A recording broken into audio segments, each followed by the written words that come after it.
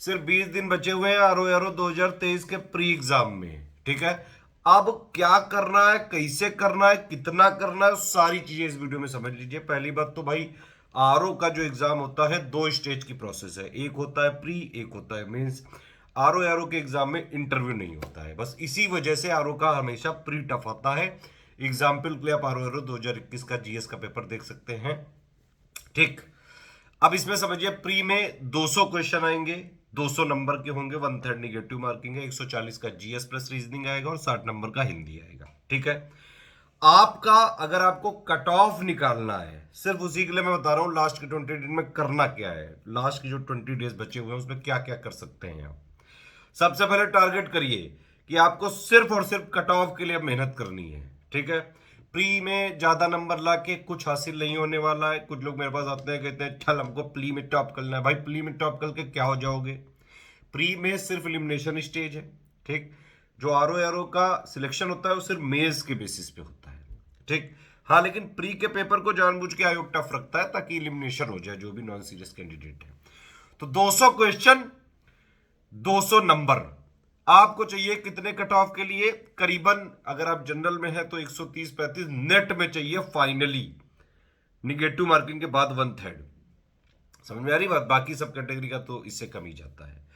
Target रखिए आप अपना करीबन 145 नंबर पे, और बिल्कुल अचीव किया जा सकता है। ये मेहनत करनी पड़ेगी, लेकिन लुल्ल बन के नहीं हो पाएगा। ये लगातार मेहनत करनी पड़ेगी, पूरी एनर्जी लगानी पड़ेगी, यहाँ पे पूरी इफिशियंसी लगानी पड़ेगी, और बॉडी के पुर्जे पुर्जे को इसमें लगाना पड़ेगा, तभी हो पाएगा ये। नींद कम करनी पड़ेगी, सबसे पहली बात तो ये है।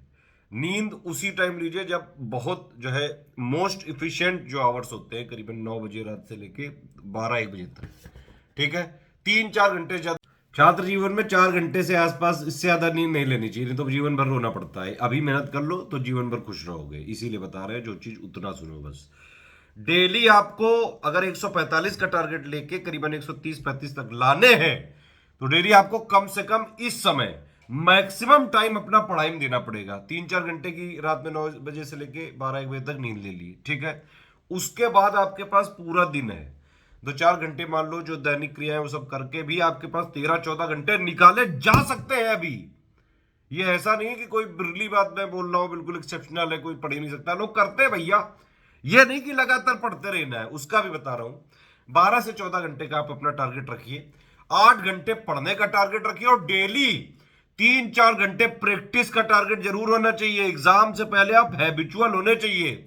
युद्ध लड़ने जा रहे हो वहां पे सबके पास, समझ रहे हैं कि यहाँ पे 11 लाख लोग में से 6165 लोग ही सिलेक्ट होने मेंस में, और ये सच्चाई है, डेटा है, ये फैक्ट है, ये बिल्कुल।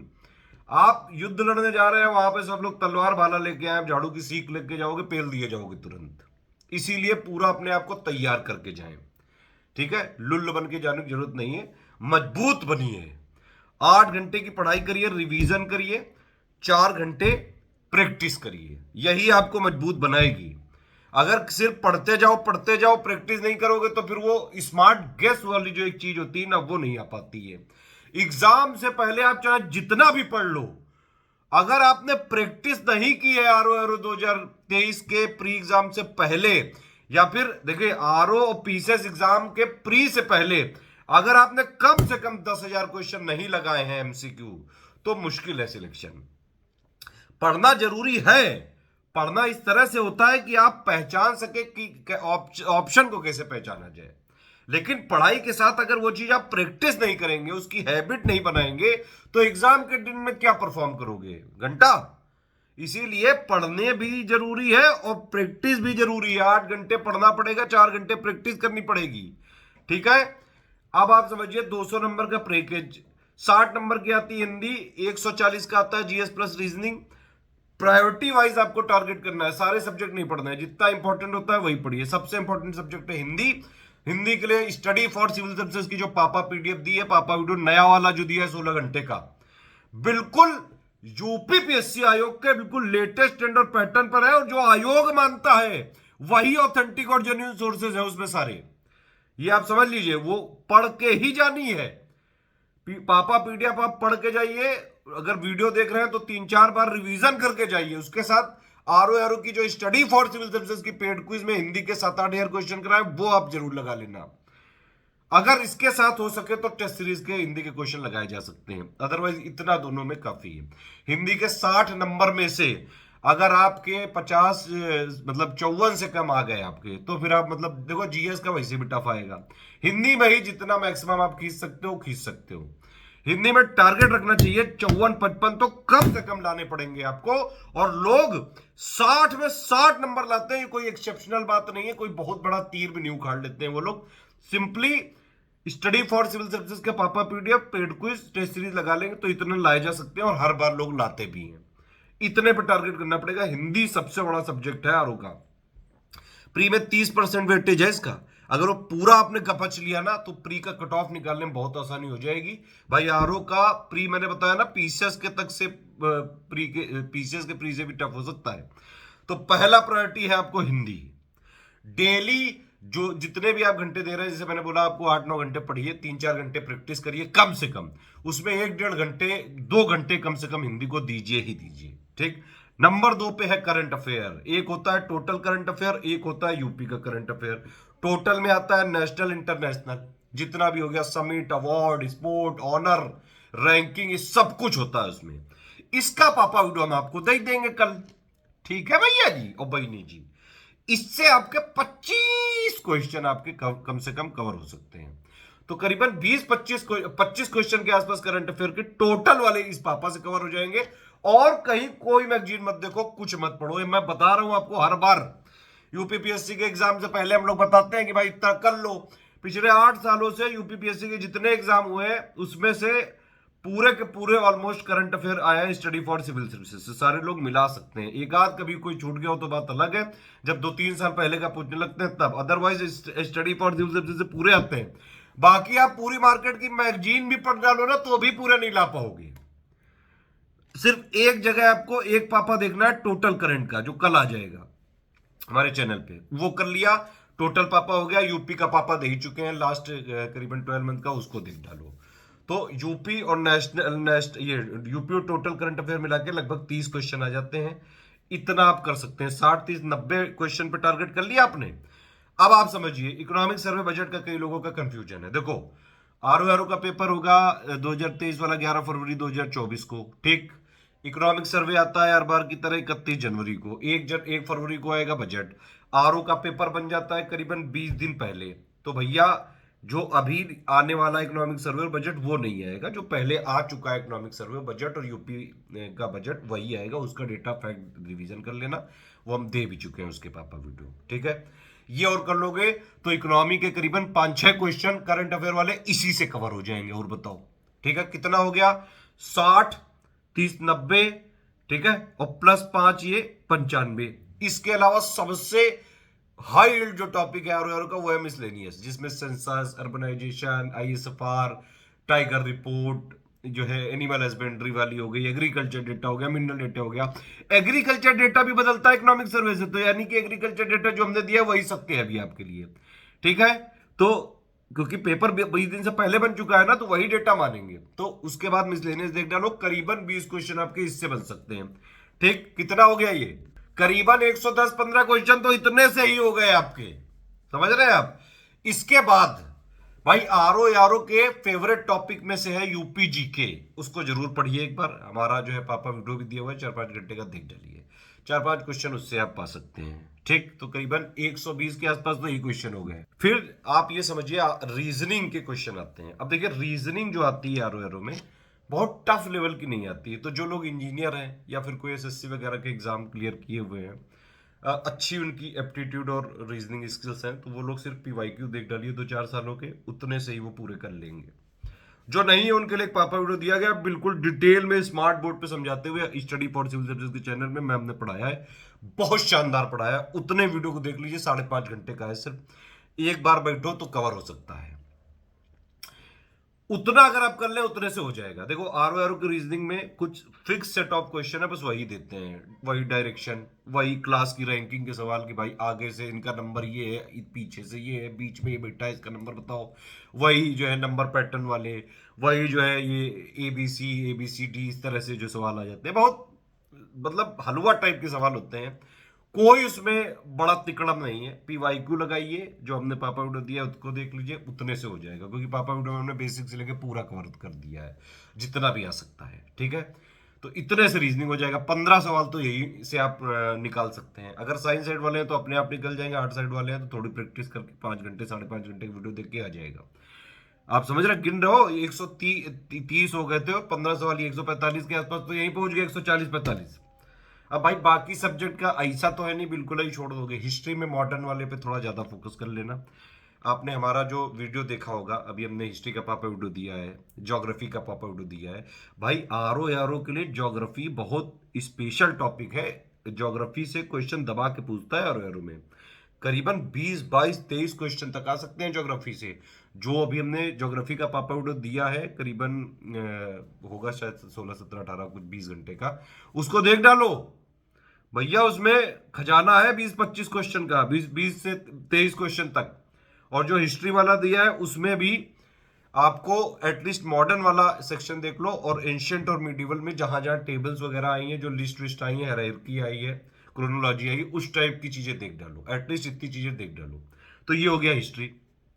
पॉलिटी, पॉलिटी में क्या, जो कॉन्स्टिट्यूशन की इंपॉर्टेंट चीजें हैं, जो जितने भी जो है शेड्यूल्स हो गए, ठीक है, जितने पार्ट्स हो गए, मोस्ट इंपॉर्टेंट आर्टिकल्स हो गए, इस तरह से चीजें पढ़िए। कितना जो बहुत हमने दिया हुआ है इसमें, मेरे हिसाब से आप इसमें जो पॉलिटिकल लिस्टिंग वाला भी अगर आप वीडियो देख ले 7-8 घंटे का, उतना ही पूरा कवर कर देगा इसमें, ठीक। इन्वायरमेंट का तो बहुत छोटू सा हमने दिया हुआ है एक लिस्टिंग पापा वीडियो, एटलीस्ट उसी को देख डालिए, उसी में कवर हो जाएगा। अभी लेटेस्ट वाला जो 5th वर्जन वाला दिया है वही पढ़ डालो। जो लोग फ्री हमारे इनिशिएटिव फॉलो करते हैं उनके लिए स्टडी बता रहा हूँ। पेड ग्रुप में तो बाकायदा हमने सारे सब्जेक्ट की PDF वगैरह दी हुई है, ठीक है। इतना अगर आप कर लेंगे, लास्ट पे जो है इतने पे इन्वायरमेंट साइंस में भी जो मोस्ट इंपॉर्टेंट चीजें हैं, लिस्ट ऑफ डिसीजेज हो गई, ठीक है, इन्वेंशंस वाले आ जाते हैं सवाल। तो जो जो इंपॉर्टेंट चीजें, उतना भी थोड़ा बहुत देख के जाएंगे, इतना काफी है। देखो PYQ पे ज्यादा फोकस ना करना, 5 6 7 क्वेश्चन से ज्यादा नहीं आते हैं।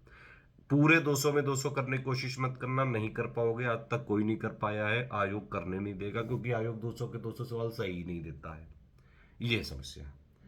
इस तरह से अगर आप लगोगे, सब कुछ हासिल किया जा सकता है, लेकिन समस्या वही है कि मेहनत करनी पड़ेगी।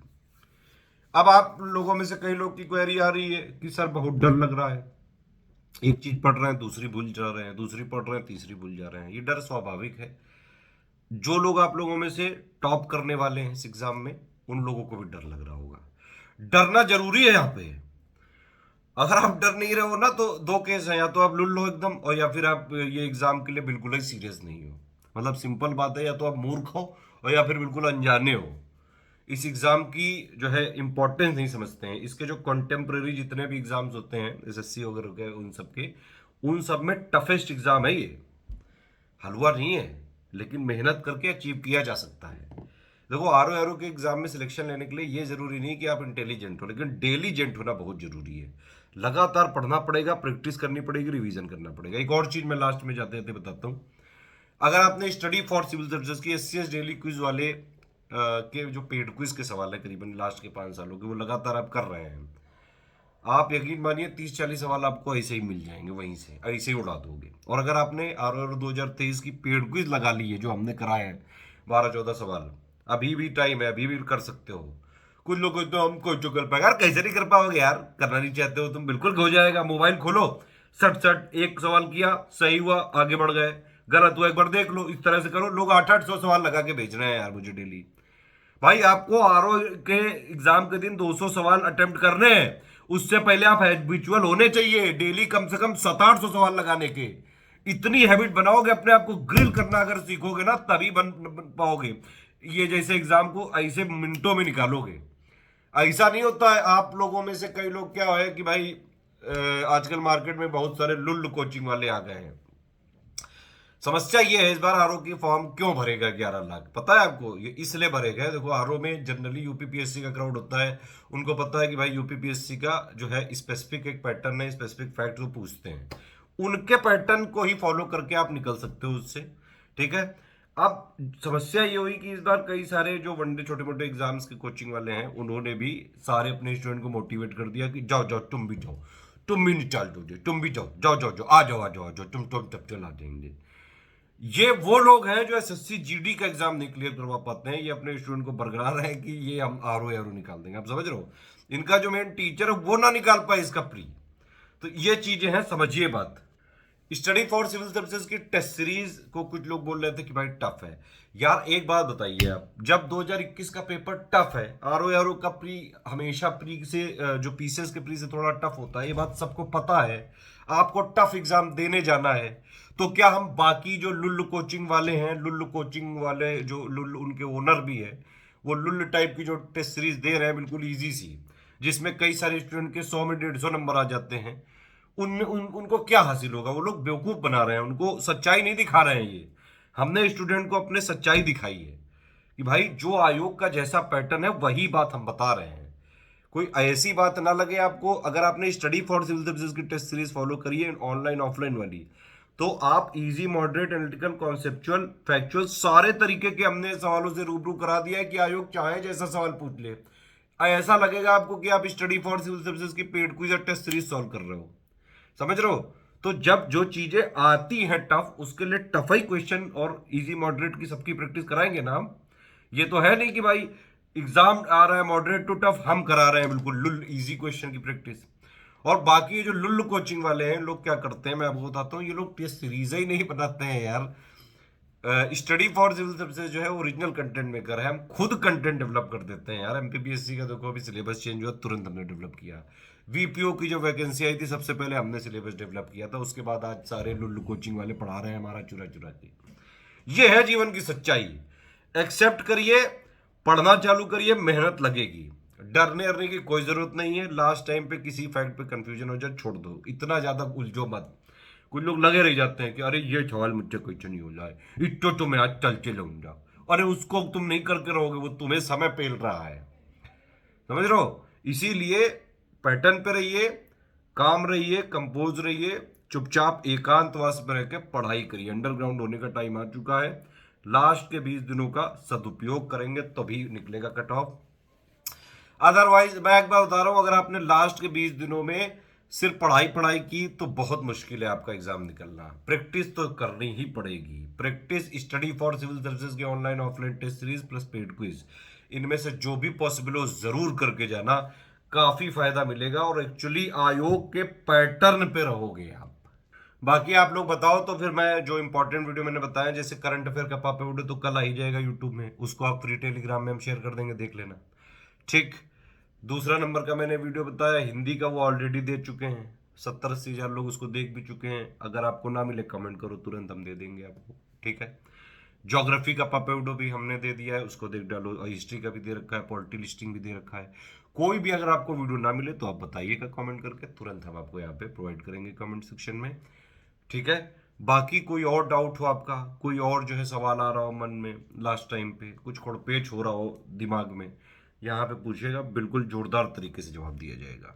बाकी भैया 22 जनवरी 2024 को प्रभु श्री राम आ रहे हैं, तो बोलो जय श्री राम। दिवाली पूरा देश मना रहा है, इसलिए हम भी कहेंगे जय श्री राम। जो के लोग